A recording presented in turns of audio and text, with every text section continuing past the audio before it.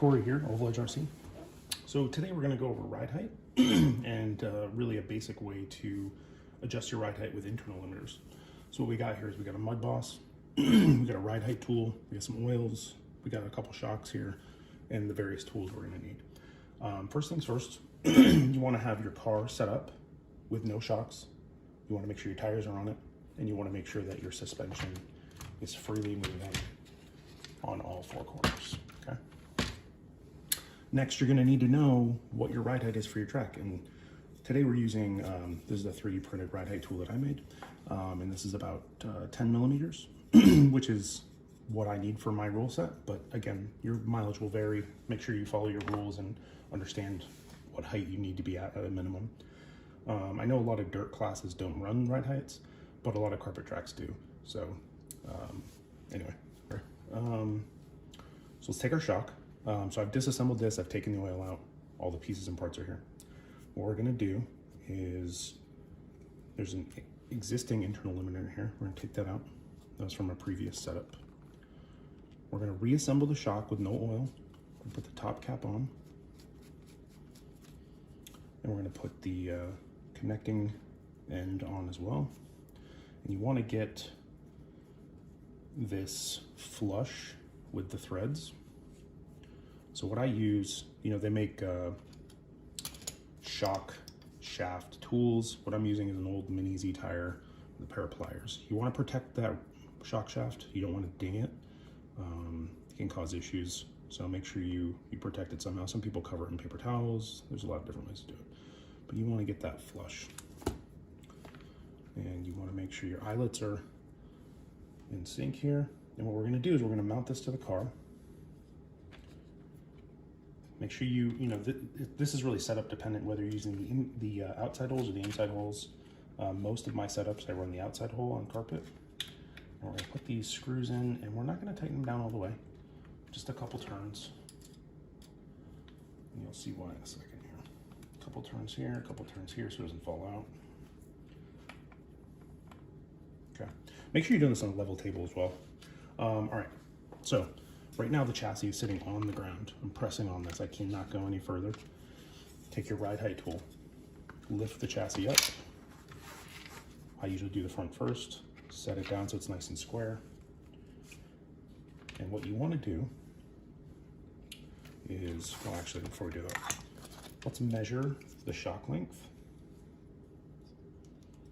So what I'm doing is I got my calipers here, I'm zeroing it out. I prefer to use millimeters when I do this. Some people use imperial, but this is what we're doing. So lift the chassis up, and we're going to measure. What I do is I go from the head bolt, the center of the head bolt, to the other center of the head bolt. And so this is coming in at 87.5 millimeters. I round it up a little bit there. Okay, so we're gonna write that number down. Got my trusty paper here. So we got, I'm gonna say 87.5 millimeters. Okay. Next, we're gonna take the car, we're gonna take our ride height tool now. We're gonna put it square under the front of the chassis. Set the car down. Make sure it's not rocking, it's pretty stable. If you have a ride height tool that goes front to back, feel free to use that too. Mine, I'm just doing the front and then I'll go do the back. The measurements will be different. So take our calipers. Now with the car sitting on the ride height block, measure the head bolt to head bolt. And so we're coming up with 71. So we got 71.0 millimeters. And so this was with,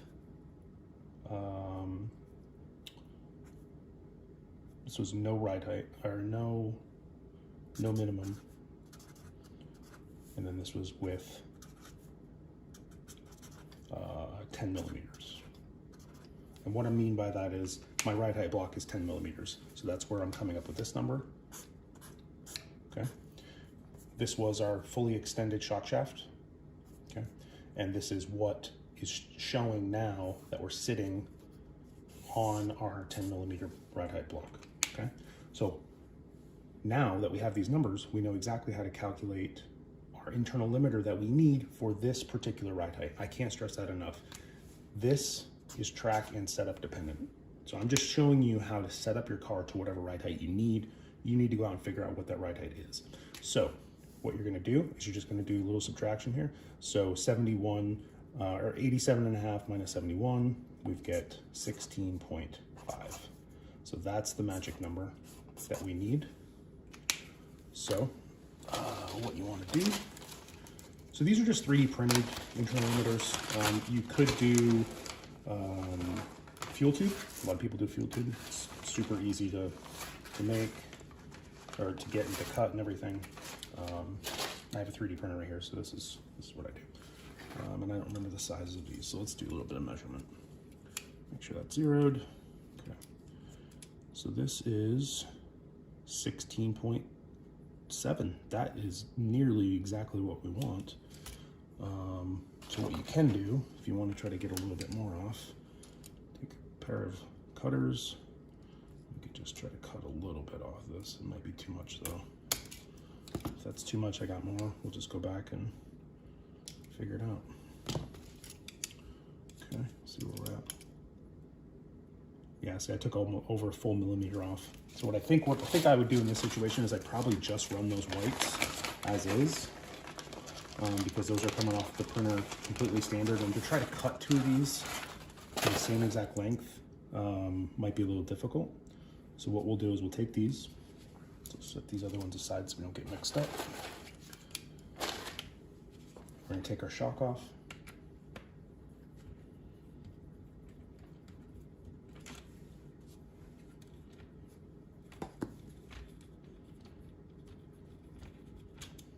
Okay. And then you'd want to take this back apart. Where's that little rubber tire that I was using? Where did you go?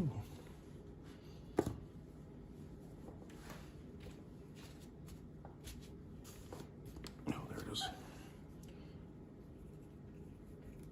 Okay.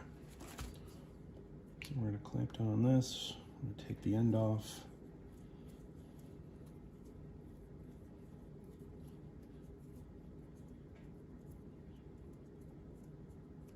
I'm just as surprised as you guys are with the size of these white ones, almost being perfect. So a little background on this video. I'm actually not setting this car up for this particular ride height. This is gonna end up being a big block for clay. However, I've been meaning to put out a ride height video for a while. And so I was like, oh, I'll just use this since it's disassembled and I have to rebuild the shocks anyways. And yeah, so anyway, so you're gonna take your limiter, you put it on your shock shaft, put your shock shaft back in. And at this point, again, we're back to setup. What oil do you run? What weight oil do you run? So I prefer to run the Team Losi stuff, and I'm not sponsored by them. I'd love to be sponsored by them, but I'm not. And why I love their oils is because they sell them in these colored bottles. So 30 weight is always clear. And then 25 weight is this like nice green. You know, you got 40 at like a purplish color, 20 at like a blue. And so when you go to take your shocks apart, if you didn't document your setup, I can easily identify what weight oil is in the shock. So at this point, the way that I rebuild the shocks, I pull the shaft all the way down, I fill it with liquid, you kind of pump the shock up to the flush portion, pull it down, you'll see some air bubbles, refill it, and you keep doing that, working those air bubbles out. Then you're gonna put this diaphragm on top, and I usually do it when the shock is in the raised position, and I'll set it down on top, a little bit of pressure, and then I pull it in, and what that does is that sucks this diaphragm right down to the threads, and at that point you're gonna put a cap on it, make sure the bottom is snug, and then reassemble. And that's really kind of it for adjusting ride height. Now, let me give you a few other tips, and we'll move away from the shock stuff for a second. If you need to adjust ride height on the fly, there are a couple ways to do it. So I've been in situations where I go up to go get my car teched and I don't pass ride height, and it's really close, like really, really close. What you can do is you could take the front shock off, take your spring off, you know, actually this one be, so you unbolt it. You know, I only had 2 minutes to get my car ready to get it on the track. Take the clip off, take the spring off. Now, get your shock tool or pliers or however you're doing it, and hold this shaft, and then unscrew this, you know, 3 or 4 turns to expose the threads. And that's gonna give you a couple millimeters down. It's gonna give you a little bit extra ride height, but if that's all you need, that can get you by in a pinch. I don't recommend doing that all the time.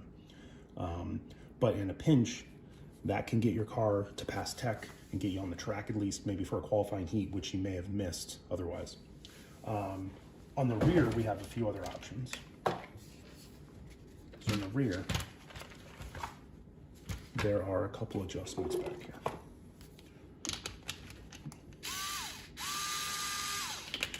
So on both sides, right here, there are 2 holes where this control arm meets. So right now I'm in the bottom hole, which would give me more height. If you slide this up, you would lower the ride height of the back of the car. So you got that on both sides as well. Also, moving your shocks inward on these holes will stand the car up. But again, that's gonna mess with your setup. And if you're trying not to really adjust your setup because you're trying to make ride height, you know, these are a couple little tweaks that you can do. Tires are another one. You know, I run cut tires when I race. Here's a cut tire. Here's a different cut tire. These are, you know, look at the difference in ride height here. And we'll just measure it. So this tire is a 3.6 inches basically, versus this tire is a 3.5. So you gain 0.1 inches of ride height on here. So if you had, you know, an extra set of cut tires with you, go change your tires, give yourself that little extra ride height, do your qualifier, get back to the pits and figure out what you're gonna do, whether it's rebuilding shocks, changing your limiters, adjusting your rear adjustment points here. There's a lot of different things you can do. But anyway, this is just kind of a basic overview, how to get your car set up for the proper ride height. And yeah, so thanks for watching. Hit that like and subscribe button, and you'll see you guys in the next video. All right, cheers.